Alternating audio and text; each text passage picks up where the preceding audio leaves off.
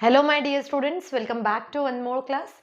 आज का ये जो वीडियो जो है ये specifically apart from study it means मैं कहूँगी कि जो मेरा केमिस्ट्री के मैं जनरली टॉपिक्स को एक्सप्लेन करती हूँ उससे थोड़ा सा डिफरेंट वीडियो है।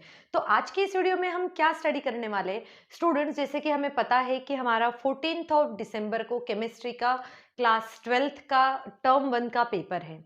ये टर्म 1 का जो पेपर आ रहा है इसमें बहुत सारे स्टूडेंट्स को काफ़ी सारा कन्फ्यूजन हो रहा है, राइट। तो अगर आप देख सकते हैं मेरे चैनल पे मैंने वीडियो अपलोड किया है, उस वीडियो में मैंने समझाया है कि किस टॉपिक में से या फिर किस चैप्टर में से कौन सा जो है टॉपिक आने वाला है और कौन सा टॉपिक में से क्वेश्चंस नहीं आने वाले हैं। ये सीबीएसई ने बहुत ही ज़्यादा क्लियर तरीके से बता दिया है, राइट। तो आपको क्या करना है, आपको इन सभी टॉपिक्स को पहले अपने एनसीईआरटी में प्रॉपरली मार्क करके रखना है, ठीक। अब क्वेश्चन ये आता है, बहुत सारे स्टूडेंट्स को ये डाउट होता है कि टर्म 1 इतना क्लोज आ रहा है, हमने प्रिपरेशन की नहीं है, तो अभी हम इसको क्या ट्रिक्स अप्लाई करें, किस तरीके से हम इसको स्टडी करें ताकि हमारे टर्म 1 में मार्क्स बहुत ही अच्छे आए।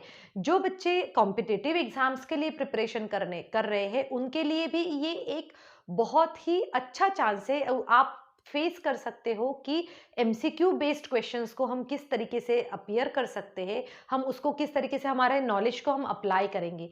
स्टूडेंट्स देखिए, जब भी हम किसी भी टॉपिक का स्टडी करते हैं, राइट, तो फर्स्ट टिप मैं आपको ये बताऊंगी कि जब भी आप केमिस्ट्री के कोई भी चैप्टर स्टार्ट करते हैं, फॉर एग्जाम्पल आज मैंने सॉलिड स्टेट से स्टार्ट किया है, सॉलिड स्टेट चैप्टर है मेरे पास में, सॉलिड स्टेट का मैंने एक एक टॉपिक पढ़ना शुरू किया है, राइट। तो जब आप एक एक टॉपिक पढ़ना शुरू करते हैं तो सबसे पहले अभी तक मेरे हिसाब से आप सभी ने अपने अपने नोट्स बना लिए हैं, राइट। तो नोट्स बना के रखे हैं आपने आपने एक बार हो सकता है उसके ऊपर रिवीजन भी कर लिया हो। तो आपको अब क्या करना है कि उन नोट्स में से जब आपने अगर आज का दिन पूरा सॉलिड स्टेट के लिए दिया हुआ है तो आपको उस नोट्स के ऊपर माइंड मैप बनाना जरूरी है। जब आप माइंड मैप बनाते, माइंड मैप हम कैसे बनाते हैं कि जैसे अगर हम बता देंगे कि सॉलिड स्टेट हमने पढ़ा, सॉलिड स्टेट में एक टॉपिक उठाया, उस टॉपिक के क्या कोई सब पार्ट है, उस सब पार्ट से रिलेटेड क्या कोई इंपॉर्टेंट इंफॉर्मेशन है जो आपको याद रखनी चाहिए, राइट। जैसे कि अगर सॉलिड टाइप्स ऑफ सॉलिड हो गया, क्रिस्टलाइन सॉलिड हो गया, एमरफस सॉलिड हो गया, फिर उसके बाद में क्रिस्टलाइन सॉलिड को क्या हम और किसी सॉलिड्स में करते हैं जैसे network solid, molecular solid, ionic solid. तो इन सब के हेडिंग्स आप लिख के रखिए। जब आप इस तरीके से माइंड मैप करना स्टार्ट करेंगे तो माइंड मैप करने के बाद में आपको क्या होगा, बहुत सारे आइडियाज आएंगे कि अच्छा हमारे जो है हमने इस टॉपिक में ये सब टॉपिक पढ़ा था, इस टॉपिक में ये सब टॉपिक पढ़ा था और उसमें ये सभी इंपॉर्टेंट पॉइंट्स हैं। अब माइंड मैप बनाने के बाद में हमें सेकंड थिंग क्या करनी है, सेकेंड थिंग करनी है, माइंड मैप बनाने के बाद में you all have to read NCERT, ठीक है। अब एनसीईआरटी हमें रीड करना है। एनसीईआरटी को रीड करते समय आपको क्या करना है, इन सभी पॉइंट्स को हाईलाइट करना है जो ऑलरेडी आपने माइंड मैप में बना के रखी हुई है, ठीक है। आपने एक इंडिविजुअल टॉपिक लेना है और उस इंडिविजुअल टॉपिक को आपको अच्छे से रीड आउट करना है। And student, I will tell you that NC reading of NCERT is must, ठीक है। एनसीईआरटी की रीडिंग करना बहुत ही ज़्यादा मस्ट है, क्योंकि जब आप एनसीईआरटी की रीडिंग करते हैं तो आपको है ना बहुत ज़्यादा इजी हो जाता है कि चीज़ों को समझना, उसमें हर एक टॉपिक क्या क्या आने वाला है और बोर्ड भी एनसीईआरटी को ही प्रेफरेंस देता है, राइट। तो आपने एनसीईआरटी को रीड करना है, उसमें जितने भी इंपॉर्टेंट टॉपिक है उन सबको आपको मार्क करके रखना है अच्छे से। उसके बाद में जो थर्ड टिप मैं आपको बताऊंगी वो होगी कि आपको उस पर्टिकुलर टॉपिक से रिलेटेड कुछ क्वेश्चंस को सॉल्व करके देखना है, ठीक है। आपने माइंड मैप बना लिया, आपने उस टॉपिक को अच्छे से पढ़ लिया, बट जब तक आप उस पर्टिकुलर टॉपिक के क्वेश्चन सॉल्व नहीं करते हैं तब तक आपको वो टॉपिक जो है स्ट्रॉन्ग नहीं होगा। एंड स्टूडेंट, बिलीव मी, जब आप क्वेश्चन सॉल्व करना स्टार्ट करते हैं तभी आप सीखते हैं कि आपके कॉन्सेप्ट को किस तरीके से क्वेश्चंस के साथ कोरिलेट करना है। देखो, आप अगर रट्टा भी मार रहे हो, आप समझ के भी कर रहे हो, बट जो क्वेश्चन एग्जाम में आएगा उस क्वेश्चन के साथ में आपके कॉन्सेप्ट को रिलेट करना हमें सीखना है। और जब आप कॉन्सेप्ट को रिलेट करना सीखोगे तब आपको क्वेश्चंस को सॉल्व करने में उतनी ही हेल्प होगी।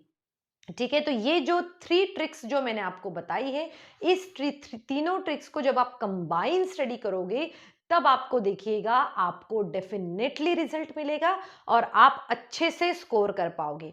जब आपने इन तीनों टिप्स को फॉलो कर लिया, आपने कुछ क्वेश्चंस भी सॉल्व कर लिए, उसके बाद में आपको क्या करना है, सेल्फ असेसमेंट करना है। सेल्फ असेसमेंट हम किस तरीके से करने वाले हैं, देखो, सेल्फ असेसमेंट के लिए आपको क्या करना है, बहुत सारे आपके पास में रेफरेंस बुक्स होगी।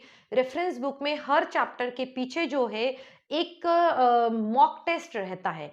ठीक है, मॉक टेस्ट रहेगा, या तो फिर अभी आप देखोगे, आप वेब पे भी, वेब ब्राउजर पे भी बहुत सारे मॉक टेस्ट अवेलेबल है, इंडिविजुअल चैप्टर्स के भी देखना है। तो आपको क्या करना है, वो उतना पर्टिकुलर टाइम देने के बाद में आपको उस मॉक टेस्ट को सॉल्व करना है, बिल्कुल सीरियसली सॉल्व करना है कि मुझे, हम एग्जाम के लिए बैठे हुए हैं और हमें उस तरीके से सॉल्व करना है। जब आप मॉक टेस्ट देते हैं, तब मॉक टेस्ट देने के बाद में आपको सेल्फ असेसमेंट भी करना है। सेल्फ असेसमेंट करिए, आप देखिए कि अगर आज आपने 50 क्वेश्चन सॉल्व कर लिए, तो 50 क्वेश्चंस में से आपके कितने करेक्ट क्वेश्चंस हैं, कितने करेक्ट क्वेश्चन है। जब आप फर्स्ट मॉक टेस्ट देंगे, because at that time you are doing it for the first time, तो आपको हो सकता है कि कुछ क्वेश्चंस आपको करने में प्रॉब्लम आ जाए, बट आप स्टूडेंट्स बिलीव मी, जब आप फर्स्ट मॉक टेस्ट देंगे और सेम टॉपिक का जब आप सेकेंड मॉक टेस्ट देंगे, तो सेकेंड मॉक टेस्ट में भी आपको ज्यादा अच्छा स्कोर करोगे rather than first mock test. तो आपका सेल्फ असेसमेंट करना बहुत जरूरी है। जब आप सेल्फ असेसमेंट करते हो, तो सेल्फ असेसमेंट में क्या होता है, हर बार जो है हम कुछ बेटर ही करते हैं, राइट। और फिफ्थ टिप जो है मेरी, वो ये रहेगी कि सेल्फ असेसमेंट होने के बाद में, राइट, अब सेल्फ असेसमेंट कर लिया आपने, उसके बाद में प्लीज आप अपनी जो मिस्टेक्स है उसको नजरअंदाज नहीं करना है। ठीक है, अपनी जो भी मिस्टेक्स है उसको नजरअंदाज नहीं करना है। उस टॉपिक के पीछे फिर से हमें लग जाना है, और वो टॉपिक अगर हमें लगता है कि वो टॉपिक हमारा अच्छे से नहीं हुआ है, तो उस टॉपिक को दोबारा पढ़िए। ठीक है, और बेटा देखिए, और सबसे, अब बहुत सारे लोग ये कहेंगे कि मैम अब ये टॉपिक, ये इतना सारा टाइम करने के लिए टाइम का है हमारे पास, but time management you have to do it properly. और बेटा टाइम मैनेजमेंट जब हम करना स्टार्ट करते हैं, तो ये सब चीज़ें जो है बहुत ही ईजी वे में होना स्टार्ट करती है। आप अपना टाइम रखिए ना, टाइम मैनेजमेंट कैसे करना है, अगर आपने पूरा, हमारा जो शेड्यूल है स्टडी करने का, उसमें से केमिस्ट्री के लिए आप अलग से टाइम रखिए, आप फिजिक्स के लिए अलग से टाइम रखिए, मैथ्स के लिए अलग से टाइम रखिए। जो भी टाइम अलॉट किया है आपने अपने केमिस्ट्री स्टडी के लिए, अगर आपने अपने केमिस्ट्री स्टडी के लिए 4 आवर्स दिए गए हैं, राइट, अगर आपने एक दिन में 3 आवर्स दिए गए हैं, तो आपको क्या करना है, उन 3 आवर्स को किस तरीके से यूटिलाइज करना है वो आपको देखना है। कि 3 आवर्स में से आप फर्स्ट हाफ एन आवर जो है, आप अपना हाफ एन आवर आप कॉन्सेप्ट रीडिंग के लिए लगाएंगे, उसको टॉपिक को प्रॉपरली समझने में लगाएंगे, और उसके नेक्स्ट आवर में, जो नेक्स्ट आवर जो रहेगा, उस आवर में, हाफ एन आवर में आपको क्या करना है, आपको उस कुछ एमसीक्यू क्वेश्चन सॉल्व करके देखना है, ताकि आपका कॉन्सेप्ट आपको पता चले कि आपने सही से किया है या फिर नहीं। और जो नेक्स्ट टाइम जो रहेगा टाइम, उस टाइम में आपको सेल्फ असेसमेंट करना है। तो जब आप इस टाइम ड्यूरेशन से आप प्रॉपरली मैनेज करना स्टार्ट करोगे, कंसिस्टेंट रहोगे, तो आपको डेफिनेटली केमिस्ट्री में 35 लाने से कोई भी नहीं रोक सकता है। आप ये 5 टिप्स को प्रॉपरली अपनाइए, और देखिए बेटा, definitely you will be scoring a good marks. और फॉर ट्रायल, अगर आपके स्कूल में अभी प्री बोर्ड्स चल रहे हैं, तो आप उसमें ये 5 टिप्स ट्राई करके देखिए, आपको ज़रूर उसका यूजफुलनेस समझ में आएगा। So student, I hope so ये 5 ट्रिक्स जो मैंने आपको बताई है, ये आपको काफ़ी यूजफुल लगी होगी, और आप इसको अप्लाई करना बिल्कुल भी नहीं भूलना है। And all the best for your exam, all the best for your new planning of preparation. Thank you students, and have a good day ahead.